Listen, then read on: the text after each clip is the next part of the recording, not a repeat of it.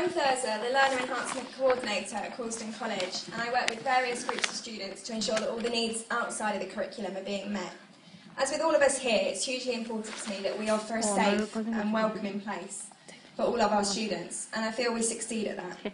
However, earlier this term, our students ran a listening campaign, and a recurrent issue for our students was that they felt discrimination was still common amongst young people. And most of these comments we had were related to stigma around mental illness. It concerns me that young people aren't always able to feel safe and free from discrimination, and I believe it's important for us all to start talking about mental health. So without further ado, I'm pleased to introduce one of our students, Nicola, who is going to share her testimony.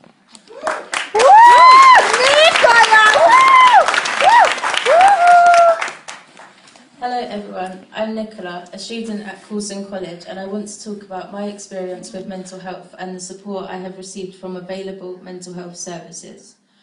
I was first diagnosed with depression and emerging borderline personality disorder when I was 14, and then when I was 15 I was also diagnosed with PTSD.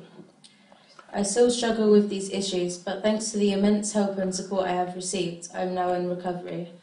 When I was at my lowest, I received help from CAMS, which is Child and Adolescent Mental Health Services, A&E, family and friends, and without them I believe I wouldn't be here now. This hasn't always been the case though. There needs to be more support available. When I was first experiencing mental health problems, CAMS thought it wasn't severe enough to get support, and I have many friends that have had this problem also. However, when they met me, they discovered the extent of my problems and I finally got the help I needed. But for some people, it might be too late. A lot of people's problems are minimised because it wasn't classed as severe enough, but without actually talking to them, they can't know. There needs to be more emergency support for those with mental health problems who are going through a crisis. People are often told to get some fresh air or more sleep, or even to just get over it, but those saying that have no understanding of these issues, so I believe there needs to be more education out there surrounding mental health and well-being, so that people are better informed, and this will also go a long way to breaking down some of the stigmas attached to mental illness. I have experienced mental health problems for a large part of my life, even though I am only 16, and I believe recovery would not have been possible without the help I received. My problems have been extreme, and it took a lot to get the help I needed, and this shouldn't have to be the case. Services should be readily available for mental illnesses. Yet with ongoing funding cuts, waiting times are getting longer and longer. We need to stand up and set an example in Croydon. Everyone in this room will know someone with a mental health problem. We all have a voice, so let's use it to make a change. Thank you.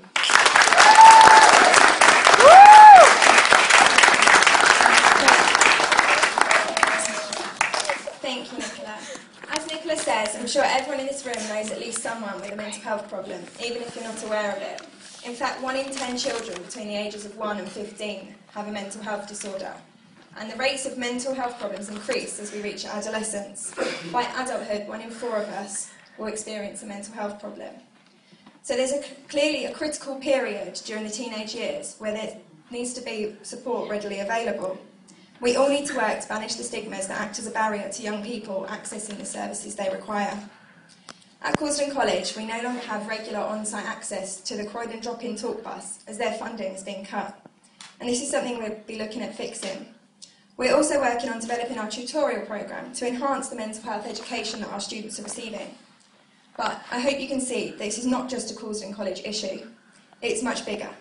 It's important for us all to act now and change the way Croydon views mental health, and to ensure that all young people have access to essential services and to protect these services from the ongoing funding cuts. Thank you for your time. Let's stand together and make a change.